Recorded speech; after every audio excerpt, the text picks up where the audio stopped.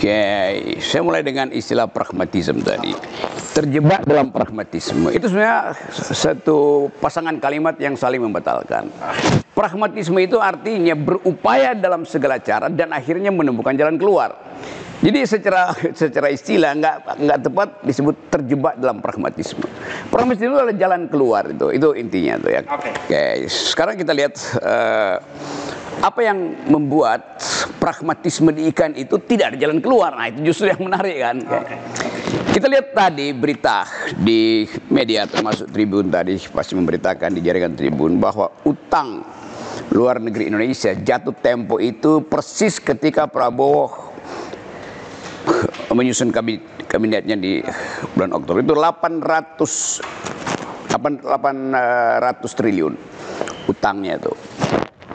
Lalu saya baca lagi harga rupiah itu sudah 16.300. Memang di tempat lain juga mata uang jatuh, tetapi mata uang Asia misalnya jatuh kira-kira 0,2%, 0,2 basis point itu.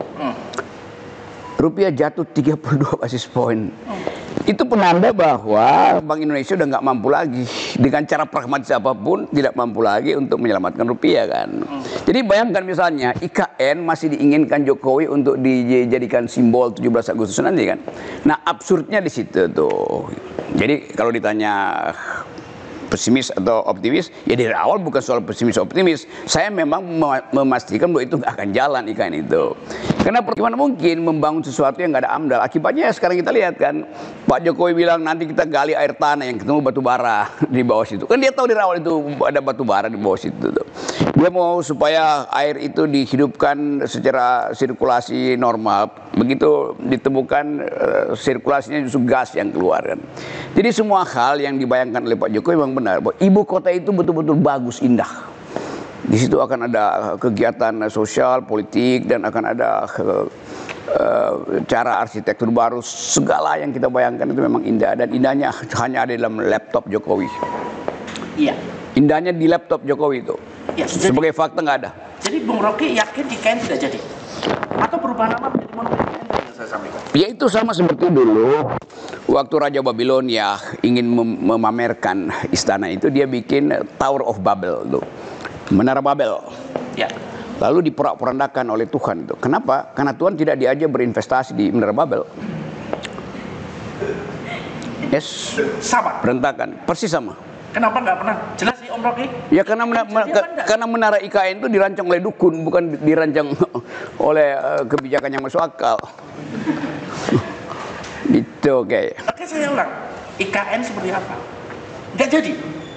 Bukan nggak jadi, dari awal memang nggak ada ide bikin IKN. Yang ada ide bikin monumen untuk mengingatkan bahwa Jokowi pernah ada di Indonesia kan ya, itu kan. Legacy yang ini tinggal. Iya itu kan, ini soalnya legacy kan, bukan soal. Kalau dibilang misalnya itu ibu kota dia bilang bahkan ibu kota pemerintahan. Oke, jadi cuman pemerintah yang ada di situ. Ngapain bikin lapangan terbang di situ? Ya. Yang VVIP ya untuk setiap hari ada 100 private jet di situ bawa amplop buat nyogok. Oke. Ini saya juga ngutip apa yang terjadi di Sekas semalam. Ya. Jadi ambiguitas masyarakat Kaltim antara iya dan tidak. Dan nyatanya memang sekarang yang kontra itu tidak punya ruang. Dan Om Rocky mengatakan bahwasanya di salah satu kesimpulan Kalimantan Timur boleh menolak. Ya. Itu memusuhi negara.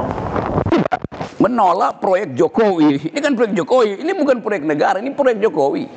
Kalau dia proyek negara, dia ada di dalam konstitusi.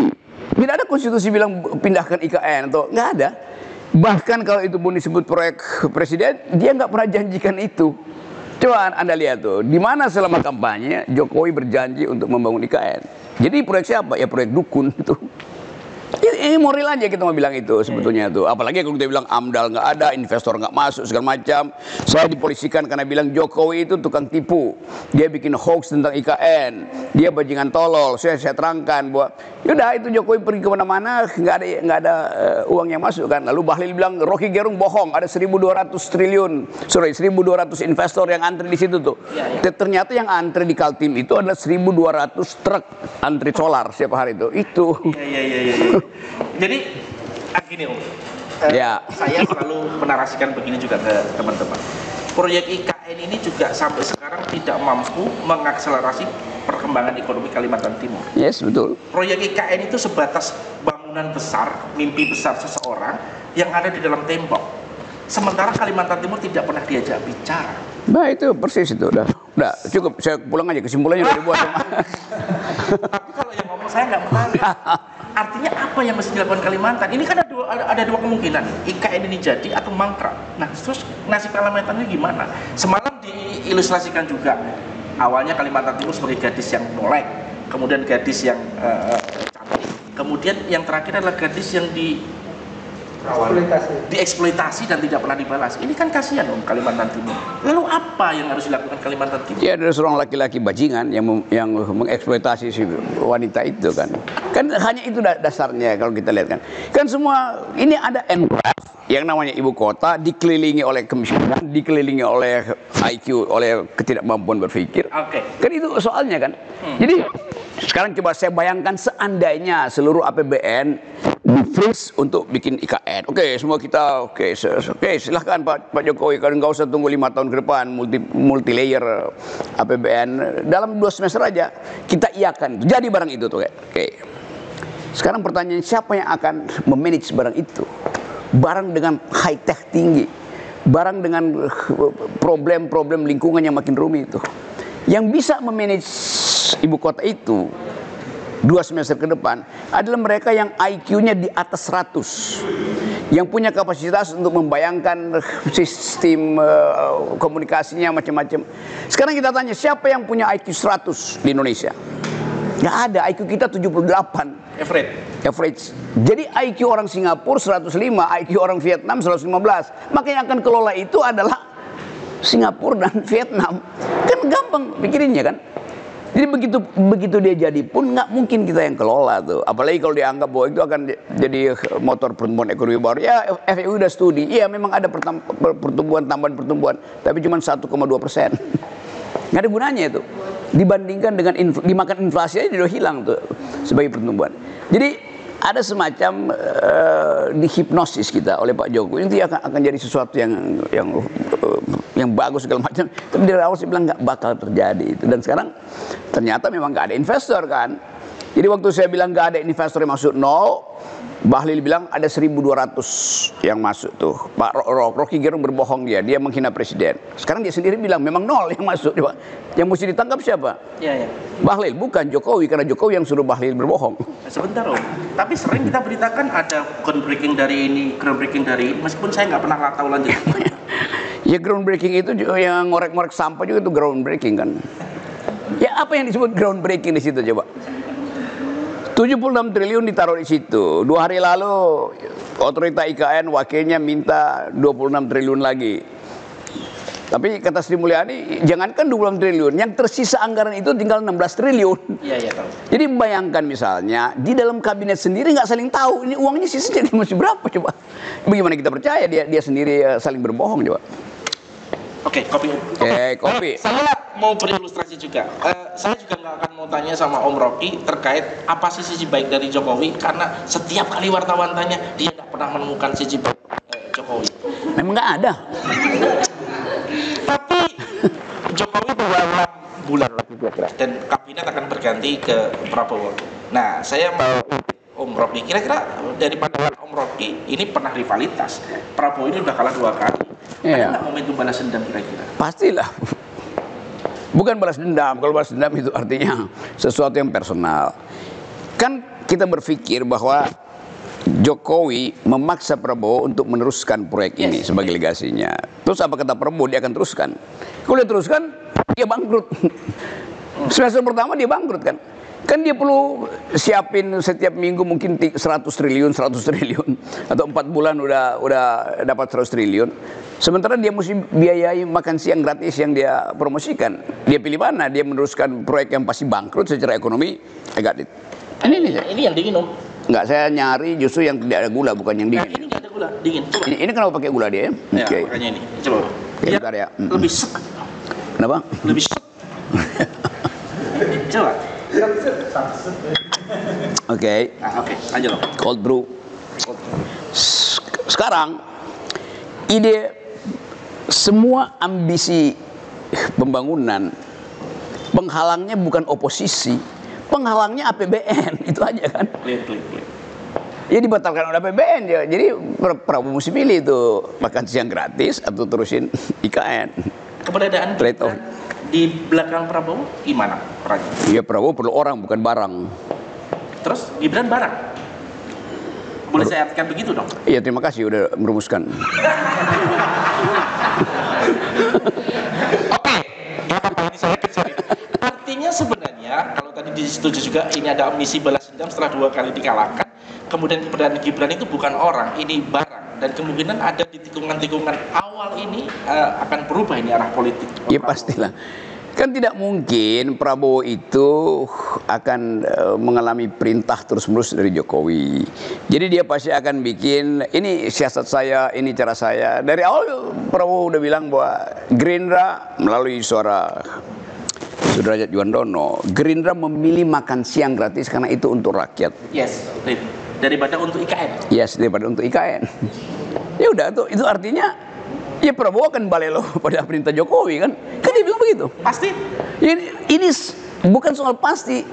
Apa mungkin Prabowo membiayai IKN dan membatalkan makan siang gratis? Kan orang akan tagih pada Pak Prabowo, ada yang berjanji loh. Kan cuma itu soalnya tuh. Itu dengan mudah kita lihat akibatnya bahwa pasti Prabowo akan memilih makan siang. Dan konsekuensinya ya Gibran jadi barang doang di situ, bukan orang di situ. Orang artinya thing gitu, bukan sesuatu yang diperlukan untuk memberi konsep. Karena konsepnya kan datang dari Pak Jokowi kan, bukan dari Gibran.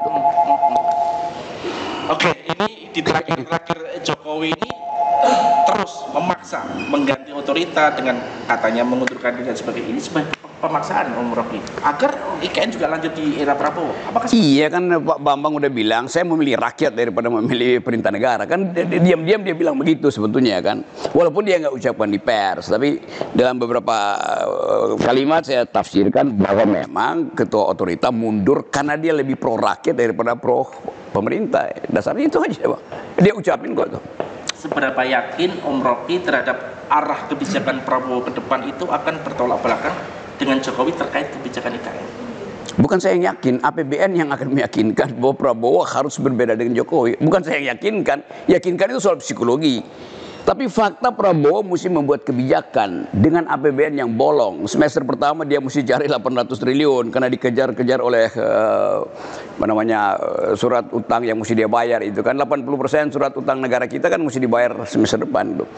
Itu dasarnya itu aja tuh. Sementara pertumbuhan nggak bisa, nggak ada pertumbuhan 4% itu nggak bikin apa-apa tuh. Pertumbuhan ekonomi 5% bahkan 5% itu saya goreng-goreng singkong di sini tukeran dengan kopi, ekonomi tumbuh tuh nggak ada di sini. Ini ada APBN nggak di sini? Nggak ada APBN di sini kan? Jadi inisiatif masyarakat menumbuhkan ekonomi. Kalau ekonomi tumbuh 7-8% atau 9%, itu artinya ada APBN yang turun di situ kan. Tapi di kita nggak ada, nggak kelihatan itu. Bahkan APBN yang dijadikan patokan itu hanya dipakai. Coba kita lihat misalnya posturnya kan 60% APBN itu sudah habis untuk kegiatan rutin. Sisanya 40%. 40% itu akan dibagi untuk IKN, untuk macam-macam makan siang gratis. Itu udah defisit. Kita perlu 3.500 triliun. Pendapatan kita cuma 1.800 triliun. Ya bagaimana caranya tuh? Jadi bukan soal keyakinan, soal fakta bahwa batas ambisi dari Jokowi tidak mungkin diteruskan oleh Prabowo karena akan dihalangi oleh APBN. Karena gampang aja. Clear. Om Rocky pernah menarasikan kedekatan dengan SBY adalah soal yes. Ketika Om Rocky saya tanya sejauh mana atau deskripsi ketika Om Rocky dekat dengan Prabowo seperti apa? Iya dua-duanya tempat diskusi saya. Kan kita diskusi aja tentang keadaan kan. Nggak ada urusan saya dengan Gerindra sama Demokrat. Ketika Om Rocky terkait dengan IKN yang masif ini adalah menjadi reason nanti Prabowo untuk mengubah arah kebijakan? Ya nggak mungkin saya ubah arah itu. Dia akan diubah oleh fakta bahwa APBN nggak cukup kan. Itu aja nggak ada itu diskusi itu ubah arah. Iyalah. Itu real kan? Yes, oke. Om Rocky ini oke. Saya masih ingin ini kan 6 bulan lagi kira-kira ada perpindahan kekuasaan. Jokowi ini sebenarnya cawe-cawe. Bahkan Jokowi membuat IKN ini juga tidak memperhatikan bahwasanya dia lebih mementingkan dinasti. Masih cawe-cawe? Iya pasti. Kan di pikiran Jokowi itu dia hanya ingin diingat bahwa pernah memindahkan ibu kota. Tapi yang dia pindahkan adalah infrastruktur, bukan softwarenya kan. Coba bayangin apa yang dibanggakan dengan ibu kota itu kan. Teknologi berubah setiap 8 jam. Kemampuan energi terbarukan juga dihidupkan melalui biomasa segala macam. Juga ada sistem energi baru yang namanya garam itu segala macam, sodium ion segala macam. Yang rumusnya mungkin lagi disembunyikan di NASA segala macam. Indonesia pasti akan ketinggalan soal energi juga kan. Jadi tetap kita nggak bisa bayangkan. Jokowi itu membayangkan ibu kota itu ada bangunan yang akan difoto lalu dipublikasi. Padahal ibu kota itu ada isi pikiran di situ. Ibu kota itu mewah, tapi IQ kita nggak naik-naik. Mau ngerjain apa di situ? Kan ular di situ mungkin pada satu waktu lebih pintar karena ularnya udah bisa ChatGPT. Sementara penduduk di sini ketinggalan terus. Karena sumber daya manusia nggak dibikin pintar. Kan cuma itu dasarnya kan. Jadi kita melihat nanti ibu kota itu jadi semacam ya tempat olok-olok lah itu. Satu waktu akan dibilang, oh ini dia. Itu judul kita hari ini, Om. Yes. Rocky Gerung, IKN adalah olok-olok. Ya, IKN itu akan jadi olok-olok aja tuh. Mau cari siapa dia? Ada 1000 Bandung Bondowoso nggak mungkin. Nggak ada jin yang mau ikut perintah Bandung Bondowoso lagi untuk bangun Candi Loro Jonggrang. Karena Bandung Bondowoso sendiri masih Mukidi. Oke. Om, di depan kita ini jurnalis, Om. Ya, oke. Ya, di depan kita jurnalis. Om Rocky silakan kalau mau meracuni mereka terkait peran mereka. Semalam juga ada pesan sih. Ini saatnya jurnalis kampus untuk membuat petisi terhadap Kalimantan Timur terkait. Nah, itu yang saya inginkan. Tapi suara-suara yang kontra itu seperti tidak ada panggung, Om. Nah, ada yang mau tanya atau Om Rocky dulu ngasih incas mereka? Tadi saya terangkan itu. Fungsi jurnalis adalah mengucapkan, do speak the unspeakable, do think the unthinkable. Kan semua yang Anda tulis semuanya saya tahu isinya buat apa itu. Semua headline-nya sama itu tentang IKN tuh.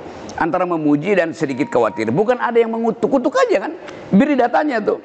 Buat tidak ada satupun investor yang masuk.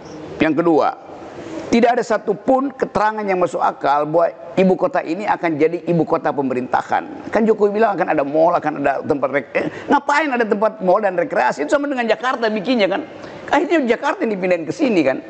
Jadi nggak ada ide tentang ibu kota. Yang ketiga, ibu kota itu adalah gagasan-gagasan pikiran yang nantinya di 10 tahun ke depan itu disimpan di cloud, bukan disimpan di arsip-arsip di istana. Ngapain ada istana di situ? Siapa yang mau datang ke situ? Apalagi kalau dibikin ya apa ekonominya hidup kalau di situ nggak ada orang, apain coba? Jadi GDP-nya dihitung dari jumlah ular di situ apa jumlah tikus yang mondar-mandir di bawah situ kan. Jadi nggak ada kalkulasi ekonomi, tidak ada kalkulasi environment, tidak ada kalkulasi global issues kan. Global issue itu menganggap Kalimantan ini udah buruk tuh. Jadi udahlah segala macam proyek perusahaan lingkungan ada di Kalimantan. Tapi nanti ada orang yang bilang nanti kita akan carbon trading gitu ya. Itu cuma akal-akalan aja untuk memperlihatkan bahwa ya kita dianggap oleh Eropa. Tapi Eropa bilang enggak, kita cuma mau carbon trading untuk memperlihatkan bahwa kalian itu tidak mampu mengurus lingkungan dan dia bayar dengan harga obral pun carbon trading itu dibeli sama Eropa tuh. Kan dasarnya itu kan. Yang terakhir nih sebelum kita diskusi itu. Ada gejala baru di dalam hukum internasional untuk memastikan bahwa semua jenis infrastruktur yang merusak lingkungan akan dipidana tuh. Jadi satu waktu Jokowi nanti akan dipidana di Eropa tuh karena dianggap merusak lingkungan. Itu imperatif baru dalam ecological crime. Oke, Om, saya masih nggak bisa membayangkan ya di kira-kira setelah Prabowo dilantik. Ini posisi Jokowi mau ngapain? Ya mungkin kalau dia bayangkan Oktober Prabowo jadi presiden. Ya. Jokowi tidak punya power lagi. Maka dia jalan-jalan di mall apa tadi di situ di Pentasiti. Pentasiti itu. Dia jalan-jalan di situ. Terus anak-anak muda, ini kan tinggal 6 bulan. Pinocchio lewat. Ya kan bakal begitu. Di Wakanda. Atau dia mau wisata ke IKN monumen yang dia buat terpenggalai kira-kira? Nggak akan ada orang yang akan antarkan beliau ke IKN karena dianggap ini siapa yang akan ke IKN itu. Justru dia yang menyebabkan IKN mangkrak. Dia nggak mau lihat mangkraknya sendiri kan. Tapi kan bisa jadi tempat wisata maksudnya. Wisata oligarki atau wisata emosi atau apa begitu. Ya wisata apa yang di situ kalau isinya hantu blau semua. Kan nggak ada apa-apa di situ coba. Ya ada bangunan memang. Ini tempat kantor istana. Iya kita tahu itu, tapi itu kan bangunan. Idenya apa di situ coba? Apalagi kalau ditanya misalnya, tanya sama duta besar Amerika, mau kan dia pindah di situ coba? Iya. Yang berbahaya. Om Rocky juga mengatakan Amerika Serikat sudah bikin kedutaan yang mewah. Jadi dia lagi bikin kedutaan di situ. Terus Jokowi mau paksa atau Prabowo mau paksa, ya nggak bisa. Mereka akan bilang aman nggak di situ. Siapa yang surveillance yang akan bilang itu aman? Ya CIA yang akan uji di situ. Tiba-tiba CIA lihat, wah itu memang nggak aman karena di bawahnya ada batu bara yang berbahaya. Oke. Yes. Nah kalau Amerika bilang dia nggak mau pindah, nah seluruh masyarakat diplomat di Jakarta juga nggak akan pindah. Nah ibu kota tanpa ada kedutaan di situ akhirnya kan. Coba. Jadi seluruh konsep itu dari awal kita bisa prediksi. Apa dasarnya kita prediksi buruk? Karena nggak ada AMDAL. Jokowi memutuskan pindah ibu kota. Setelah itu dia bilang periksa AMDAL-nya tuh. Jadi AMDAL dipakai untuk membenarkan keputusan politik. Kan mestinya AMDAL dulu baru bikin keputusan politik. Iya, clear. Kan jadi berpikirnya terbalik. Bagaimana meyakinkan investor misalnya bahwa di situ aman, bahwa tidak akan ada fraud segala macam. Jadi semua bayangan kita tentang ibu kota itu dipalsukan karena kalian jurnalis itu menerima itu sebagai berita yang menyenangkan. Kan itu aja kan. Oke, kalau ada pertanyaan silakan, tapi saya akan quote ini. Jadi begini, Om Rocky tidak pernah mau menyimpulkan IKN itu jadi pusat ibu kota atau jadi apa. Tapi rasanya dari yang disampaikan yang tidak pernah clear menurut saya, beliau mengatakan bahwasanya IKN akan pernah menjadi seperti yang diinginkan bayangan kita semua, termasuk bayangan masyarakat Kalimantan Timur. Kira-kira begitu, tidak akan pernah jadi. Saya membayangkan, tadi saya ngobrol sebelum kita. Jadi begini. Kayaknya yang paling tepat IKN itu nanti berubah nama menjadi monumen IKN atau monumen oligarki. Artinya anak-anak kita nanti kalau datang ke Kalimantan Timur, ke Sepaku, macam-macam itu akan datang mengatakan, ini loh, dulu pernah ada kegagalan seorang Jokowi, kegagalan seorang rezim atau gimana gitu. Saya kira itu akan terjadi. Clear. Dan gagal Kalimantan Timur mendapatkan jilid ketiga ekonomi. Yang pertama kayu, yang kedua batu bara, yang ketiga IKN harapannya. Ya itu kutukan sejarahnya bisa berlapis-lapis kan. Dikutuk oleh sejarah karena tidak ada countervailing force, tidak ada pikiran yang betul-betul kritis. Jadi kalau jurnalis sekarang bikin petisi bahwa kami punya analisis bahwa itu akan justru memberantakkan kemajemukan, kesetaraan, karena ini akan ada persaingan tuh. Begitu IKN jadi, yang di IKN itu semua orang yang diimport dari luar negeri untuk menjalankan sistem teknologi kota modern, lalu rakyat cuma nonton dari luar aja kan, dia nggak punya akses apa-apa ke situ. Ada yang mau tanya? Teman-teman? Ada? Ada? Oke, silakan. Oke. Menir Gerung. Yes. Menir Gerung. Iya. Di Manado itu menir itu artinya adalah dosen, guru, dan master. Iya. Dalam hal ini kapasitas Menir Gerung ingin bertukar pikiran dengan kita para jurnalis. Oke. Berbicara tentang IKN, saya mau flashback aja ya. Sebelum ada penetapan ibu kota negara di daerah Penajam Pasir Utara, itu kawasan Bukit Soeharto sampai ke arah Sepaku merupakan kawasan yang terbaik dalam hal kerusakan lingkungan. Ya, tahu. Baik kawasan. Ya, tahu. Karena kenapa Menir Gerung? Karena di situ sebelum ada penetapan IKN, banyak lokasi-lokasi tambang ilegal seperti batu bara yang ternyata tidak masuk ke APBN, masuk ke kantong pribadi dan oligarki juga kan. Iya. Kemudian datanglah kebijakan dari Jokowi yang saat kampanye itu tidak memiliki visi misi soal IKN, tapi tiba-tiba dia langsung gebrakannya membuat IKN. Dia di gambaran di situ bahwa nanti setelah ada IKN, itu tambang-tambang ilegal yang di situ akan dijadikan semacam hutan forestry, kan? Hutan primer yang dikembalikan menjadi semacam kekayaan Kalimantan pada era-era tahun 60-an ya, 60-an ke atas. 60-an ke bawah maksudnya. Andai kata memang begitu benar-benar dilakukan, kenapa Menir Gerung tidak mendukung hal tersebut? Dan saya membaca pola pikir Menir Gerung ini memang satu orang yang paling menerapkan filosofis Tan Malaka ya. Terbentur, terbentuk. Dengan adanya Menir Rocky Gerung bisa jadi IKN itu Jadi dibenturkan maka akan terbentuk dan menjadi kejayaan Indonesia 2045. Gimana tanggapan Menir Gerung? Silakan. Iya, apa bikinnya tuh? selalu mentok di APBN ya Om ya? Iya, saya bisa bikin hal yang sama tuh. Seluruh Kalimantan ini saya sulap jadi nirwana, bisa aja. Gampang. Lebih dari IKN.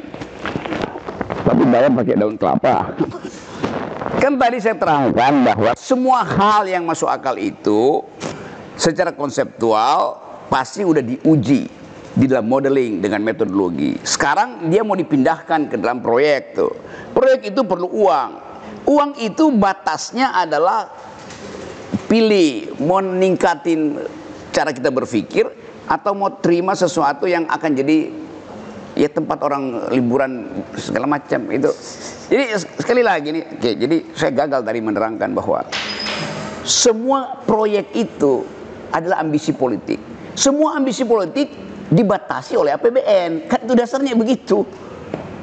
Jadi Anda sebutin apa aja, boleh aja, tetapi kita pendapatan kita cuma 1.800 triliun. Buat B itu dari mana? Ya ngutang. Dasarnya itu kan. Begitu ngutang, ya luar negeri akan bilang silakan kami kasih utang tapi bunganya tinggi ya. Ya karena kita perlu ya pasti bunganya tinggi kan. Kan APBN itu ada trade off-nya. Tapi nanti bilang ya hutangnya kan berapa sekarang 32% rasio terhadap PDB. Ya itu terhadap PDB. PDB itu adalah agregasi dari uang saya, uang asing pun ada di situ. Ya ngapain 32% rasionya itu dihitung pada PDB? Mesti dihitung pada daya, pada pemerintah terimanya berapa. Kan kalau Anda berutang, kan itu rasionya terhadap kemampuan Anda membayar. Berarti penerimaan Anda harus termasuk aset melebihi atau dimungkinkan untuk bayar utang kan. Bukan dengan asumsi PDB yang dianggap oleh Jokowi aman, 30% masih aman itu kan. Kan itu cara membaca datanya begitu kan. Yang namanya pendapatan bruto nasional itu adalah pendapatan pemerintah, swasta, orang yang di luar negeri, berbisnis ini kan itu semuanya dasarnya itu. Bisa nanggap nggak bahwa brankasmu itu kosong, tapi Anda punya ide untuk beli mobil 2 itu kan. Ya nggak ada gunanya, idenya bagus, beli mobil 2 bagus idenya, tapi juga bisa beli. Atau lu nyolong dari tetangga, ya tetangga udah kasih hair dari situ, digigit lah kau di situ. Oke. Kayaknya memang harus ada kontra. Kalau nggak kontra itu Om Rocky nggak asik sebenarnya. Nggak, bukan kontra, tapi mengerti nggak jalan pikirannya itu kan. Jakia sabar, Om. Saya punya ilustrasi begini. Ini insight barangkali ya. Saya 1 tahun di Kalimantan Timur melihat IKN ini nggak siap juga. Selain infrastruktur, selain ekonomi juga budaya. Okay. Saya mengilustrasikan kepada anak-anak SMA di Kalimantan Timur dalam sebuah kesempatan mengatakan bahwasanya Jakarta itu ada Cina, Melayu, Jawa, Arab, macam-macam. Tapi ketika ngomong Jakarta ibu kota apa, itu Betawi, tuan rumah budayanya. Di Kalimantan Timur ketika saya tanya apakah Kutai, Dayak, Pasir, jawabannya 15 Om. Ada yang bilang Bugis, ada yang bilang Jawa, macam-macam. Om Rocky melihat dari sisi budaya gimana Kalimantan Timur di IKN kalaupun? Ya itu yang jadi problem nanti itu soal konflik nilai di sini itu. Bukan konflik nilai di dalam keadaan tadi ada 7 suku yang udah well established di sini dari ratusan tahun yang lalu. Tapi ada pendatang baru yang pasti akan bikin masalah sosial. Soal culture yang lain, soal cara berpikir yang lain, tuturan yang lain. Kayak itu juga problem yang tidak pernah disinggung sama sekali. Iya, nggak pernah diamdal dari awal kan itu kondisi. Oh iya, amdal budaya juga ada. Ya, amdal budaya ada hal semacam itu kan. Ada masyarakat adat mulai mempersoalkan ada tanah adat, ada kuburan adat segala macam itu kan. Tapi bagi negara itu harga doang kan. Harganya berapa sih? Saya kasih ilustrasi di Australia. Kalau ada perusahaan mengeksploitasi satu wilayah di situ dan ditemukan sendok aborigin, maka dia mesti berhenti eksploitasi itu. Hargai sendok aborigin. Artinya di bawah bumi yang lagi dieksploitasi itu ada artefak kebudayaan. Dia mesti pindah 5 km. Ketemu lagi, dia pindah lagi 5 km. Rugi terus dia. Tapi itu konsekuensi dari peradaban, itu menghargai peradaban nenek moyang. Itu di kita apalagi ya, yang nggak ada tuh, begitu diukur gusur tuh. Lalu yang kita sebut sebagai kebudayaan, peradaban itu apa? Ya uang. Boleh nggak uang jadi ukuran? Boleh. Di mana? Di dalam pembuatan kebijakan makro. Market ekonomi boleh di tingkat makro supaya efisiensi bisa kita kenali. Tetapi begitu market ekonomi masuk sampai ke masyarakat adat, dia menjadi market society. Segala hal itu dihitung dengan uang. Itu dasarnya kan. Kan Bahlil atau Jokowi bilang ya udahlah, pindahin tanah ke sana tuh. Berapa luasnya tuh bangunan yang roboh dibikin apartemen. Semua itu adalah apartemen, rumah itu house, bukan home. Bagi masyarakat dia perlu home, suasana, bukan bangunan. Jadi itu yang mestinya diamdal dari awal. Nah, sekarang terjadi konflik. Akhirnya bilang ada berapa? 2.800 hektar yang belum selesai, tapi kita akan selesaikan karena itu cuma soal ongkos ganti rugi. Bukan ganti rugi, ini ganti batin. Kondisi batinnya berubah, kan itu kan? Life world-nya berubah itu, Lebensraumnya itu jadi lain.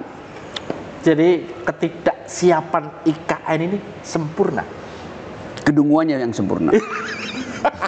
Oke, Zakia. Jadi mau tanya kira-kira Zakia tuh oke, Mas Saiful. Ini cuma ngobrol-ngobrol aja. Iya. Kedunguannya sempurna. Izin Bang, saya jurnalis. Saya lahir di Balikpapan, besar di Balikpapan, hanya numpang sekolah singkat di Makassar gitu. Bang Rocky, saya mau cerita soal ide IKN. Dari awal ketika pemerintah memutuskan untuk memindahkan ibu kota negara ke Kaltim, saya orang Kaltim termasuk yang tidak setuju. Tapi saya selalu jadi olok-olok di warung kopi. Itulah yang terjadi.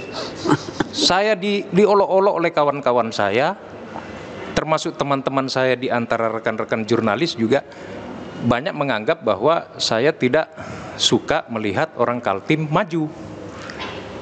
Itu satu. Menurut mereka, dengan dibangunnya IKN, itu akan memberikan multiplier efek kepada masyarakat banyak di Kaltim. Tapi kebatinan saya, karena saya merasa saya makhluk merdeka dari sisi pikiran, saya tetap menganggap itu nonsens. Kalaupun ada multiplier efek, pasti itu larinya ke pejabat, ke pemerintah, dan sebagainya. Tapi sampai hari ini saya masih tetap jadi olok-olok. Jadi saya kadang bingung memosisikan sikap kita gitu. Ketika kita berusaha mengkritik, kita punya musuh banyak. Pemerintah, termasuk pejabat-pejabat dan lain sebagainya. Ketika kita bikin berita yang kritis, pemerintah juga balik mengkanter dengan berita gula. Nah, sorry, saya flashback juga soal ide IKN. Mantan Gubernur Kaltim, Pak Awang Faruk, itu pernah mengklaim bahwa ide awal IKN di Kaltim itu adalah ide dia. Karena dia yang memasukkan itu di kapsul waktu itu. Kemudian diteruskanlah oleh Jokowi. Nah, poinnya yang saya ingin tanyakan, apa yang harus kita lakukan? Sementara ini sudah menjadi undang-undang, ini sudah berjalan, kita mau teriaki bagaimanapun, pasti tebal telinga semua. Yang ada hanya forum-forum seperti ini, dan sekali lagi forum-forum seperti ini menurut saya menjadi minoritas. Apa yang harus kita lakukan dalam situasi ini? Apakah kita mau terus berteriak menolak, ataukah sudah seperti di awal tadi, sudah kita tunggu saja waktunya, momennya, ini akan jadi olok-olok, jadi karma gitu kan, jadi impas gitu. Itu satu, Bang. Yang kedua, saya sebagai seorang jurnalis menolak, tidak setuju dengan IKN bukan dari awal saya menolak, dari awal saya tidak setuju dengan berbagai dampaknya, dampak kemacetan, dampak kriminalitas yang akan semakin meningkat, lingkungan dan lain sebagainya. Tadi malam Bung Rocky bilang kalau ada pesawat burung besi yang semakin banyak lalu lalang itu juga akan mengganggu burung yang asli, kan begitu. Seperti itu ilustrasinya. Dan saya juga mau bilang, saya calon korban terdampak IKN. Saya punya rumah orang tua di depan Bandara Sepinggan. Itu akan digusur. Oke. Karena terdampak proyek tol. Saya tanya ke beberapa orang, ini proyek apa? Itu akan dibangun proyek tol VIP untuk para pejabat-pejabat itu. Jadi dibuatkan tol VIP untuk punya akses lebih cepat ke IKN. Wah, beberapa teman saya lagi bilang lagi di warung kopi, wah kau kan akan jadi calon miliarder, dia bilang begitu. Sekali lagi saya diolok-olok soal itu.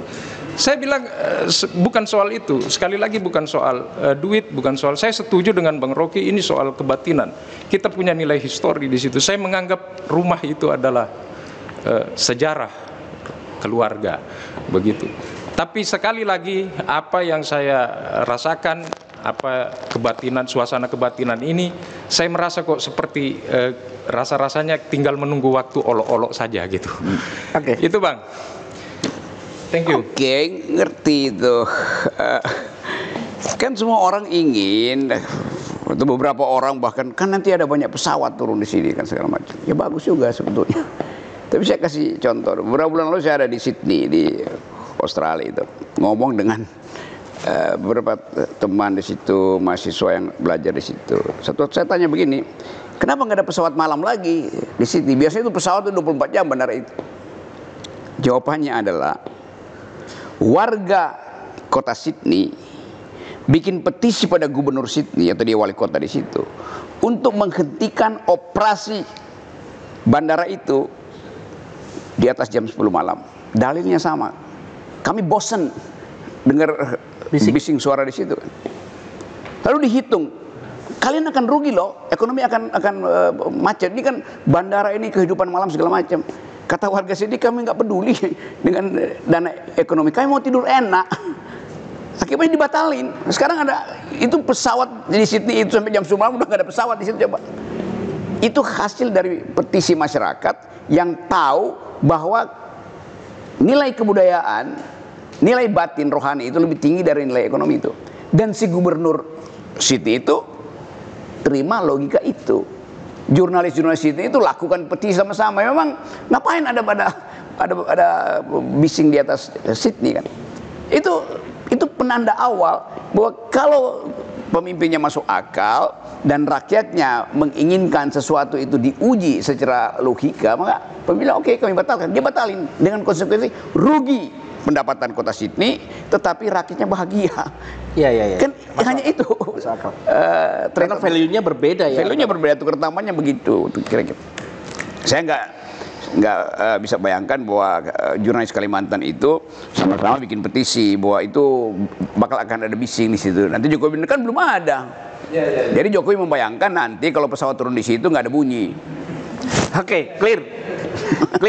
Intinya sudah sama lah. Kita sama dengan semalam ini, hanya kesimpulan siang ini. Zakia jadi mau tanya, kalau nggak kita close. Ya, tanya. Ya, silakan. Selamat siang Bung Rocky. Hai. Jadi saya mau tanya, dan ini pertanyaannya di luar konteks IKN. Kan beberapa saat lalu Bung Rocky Kalau di luar konteks IKN kamu WA saya aja. Ya boleh, saya minta WA-nya. Ya. Jadi kan beberapa saat lalu Bung Rocky itu sempat ada kasus pidana terkait kritik itu oleh Pak Jokowi. Nah, saya ingin tanya, kira-kira kan saya ini Gen Z ya, tidak tahu di zaman 90-an itu kebebasan berpendapat seperti apa. Bandingannya di zaman 90 dan zaman sekarang, dan prediksi yang akan depan di masa kepemimpinan Prabowo, apakah freedom of speech ini akan tetap freedom atau tidak? Karena faktanya sekarang ini kita melihat kalau misalkan kita kita kritik pemerintah sedikit aja bisa dipidana, bisa dipenjara. Itu membuat rakyat itu dan masyarakat tuh jadi bungkam. Mungkin itu aja pertanyaan saya. Terima kasih. Kalau di highlight berarti ilmu kebalnya Om Rocky apa gitu kira-kira? Ilmu kebal saya. Silakan. Ya memang kita membayangkan rejim akan datang kira-kira kadar otoriternya meningkat atau menurun. Nah, ya. Itu dasarnya tuh. Kalau kita lihat dari persiapan regimentasi, 2 undang-undang sedang diajukan, yaitu perluasan fungsi TNI dan polisi itu untuk masuk ke wilayah sipil. Dengan kata lain, ada upaya untuk mengendalikan opini publik. Ada upaya untuk mengembalikan manajemen efisiensi militer ke dalam birokrasi sipil. Jadi di situ masalahnya tuh. Tetapi kita juga mesti mengerti bahwa di zaman Pak Harto stabilitas memang, zaman Pak Harto pembangunan itu didasarkan pada 3 dalil, disebut trilogi pembangunan. Satu, stabilitas politik; 2, pertumbuhan ekonomi; 3, pemerataan ekonomi. Ini putar-putar aja nih. Jadi demi pertumbuhan ekonomi, stabilitas politik ditingkatkan dulu tuh, baru nanti ada tetesan pemerataan tuh. Itu era ketika militer memerintah. Maka ya masuk akal, karena ya di seluruh dunia pada waktu itu, dunia ketiga itu sistemnya begitu. Ada Park Chung-hee di Korea Selatan, ada Mahathir yang di Malaysia pada waktu itu. Mahathir juga lakukan hal yang sama. Ada Singapura juga sangat ketat itu pengendalian opini publiknya oleh siapa namanya itu, Lee Kuan Yew, segala macam tuh. Jadi ada situasi pada waktu itu bahwa untuk menghasilkan pertumbuhan, kendalikan dulu kecerewetan masyarakat sipil, yaitu pengendalian politik kan. Kalau sekarang tidak mungkin. Tetapi kalau Prabowo mengambil risiko untuk mengendalikan opini publik melalui pengendalian kritik, dia akan makin lama kehilangan legitimasi. Nah, dilema itu ada pada Prabowo sekarang. Legitimasinya kurang karena ada soal Gibran di MK. Kalau dia masih mau lakukan hal yang menghalangi ekspresi masyarakat sipil, legitimasinya turun terus. Kan indeks itu dibaca oleh dunia internasional kan, ya pasti dia akan mengalami defisit lagi tuh. Nah itu pasti dia nggak mau lakukan itu. Tetapi konsekuensi kalau dia nggak mau, maka keributan public opinion lewat pers itu akan menjadi-jadi tuh. Jadi itu ukurannya akan menjebakkan dia tuh. Kita hanya bisa tunggu apa Prabowo akan mengembalikan semacam military efisiensi dalam birokrasinya, atau dia tahu bahwa demi legitimasi dia supaya Gerindra bisa 2 periode, dia mesti layani kepentingan masyarakat sipil kan. Itu intinya tuh, pengendalian pers segala macam, undang-undang yang dipaksakan oleh Jokowi supaya pers jangan lakukan investigasi mestinya dibatalin. Demikian juga soal perluasan peran TNI kan. Yang lebih penting adalah mengerti bahwa demokrasi itu dikendalikan oleh civilian values, bukan orang sipil, tapi value sipil. Itu bedanya kan. Demokrasi itu bukan supremacy of the civilian. Demokrasi is the government based on the supremacy of civilian value, nilai-nilai sipil. Itu maksudnya tuh. Jadi militer dia mesti ikut nilai sipil di situ tuh. Kalaupun pemimpin militer dia mesti ikut nilai sipil tuh. Nah, keadaan itu yang memungkinkan kita mendua. Keadaan ekonomi memburuk, pemerintahan harus efisiensi, sementara sosial media udah sangat liberal. Itu artinya akan bikin pusing kepala Pak Prabowo nanti sebagai presiden tuh. Dan itu yang membahayakan, karena kita tahu ya Pak Prabowo datang dari tradisi militer, tetapi konsekuensinya dia akan jadi otoriter, padahal dia udah memimpin partai politik itu harusnya demokratis. Jadi ya biarin aja, kita lihat aja apa intinya kan. Tetapi dalam rangka melihat itu kita dorong terus supaya undang-undang yang akan menyebabkan Indonesia masuk dalam jebakan neo otoritarisme atau pseudo otoritarisme itu kita halangi dong. Nah, karena itu pers harus rajin menulis tentang 2 undang-undang itu atau 3 undang-undang itu yang akan menghalangi kebebasan berpikir atau kebebasan berekspresi. Om, tapi ada yang aneh loh, Om Rocky ini mengata-ngatai presiden segitu juga nggak kena hukuman. Saya curiga ini Om Rocky ini sengaja dipelihara kritisnya, kemudian biar ini orang yang paling kritis, kemudian kritikan yang lain menjadi tidak terdengar. Jadi sentralistik pada Om Rocky, kira-kira begitu. Iya, karena kalian pers nggak mau ikut saya, kan masalahnya itu kan. Jadi ya saya jadi sasaran, dan laporan di saya masih ada 37 berkas. pasti akan lolos tapi kan? Ya, pasti lolos lah. Kan cuma orang dungu yang mau membicarakan pikiran. Ngapain coba? Baik, terima kasih. Tepuk tangan untuk Om. Oh, oke, silakan. Satu ya. Oke. Bang, Ya. saya tahu abang dari awal konsisten berbeda pandangan dengan Pak Jokowi. Tidak setuju dengan Pak Jokowi dan Gak ada baiknya sama sekali. ya, karena baiknya lah Pak Jokowi di mata Bang Rocky Gerung ini kan. Ya karena saya tanya apa baiknya, coba beritahu saya, nggak ada satupun. Ya, dan sepengetahuan saya kemarin pada saat kasus bajingan kolol, kalau tidak salah, itu politisi-politisi PDIP juga ikut melakukan demo di mana-mana, bahkan Nggak di semua provinsi sudah mendorong untuk Bang Rocky dilaporkan, kan begitu.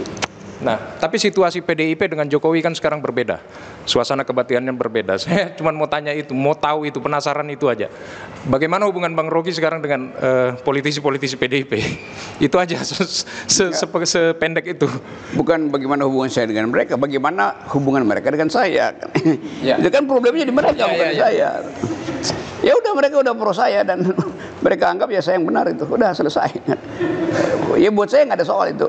Dan orang ingin supaya saya kasih solusi. Loh, saya tukang kritik, bukan tukang memberi solusi. Kasih pujian dong. Ya apa yang saya mau puji? Kan nggak ada prestasi Jokowi kan. Coba sebutkan satu prestasi Jokowi yang dia janjikan. IKN dia nggak janjikan.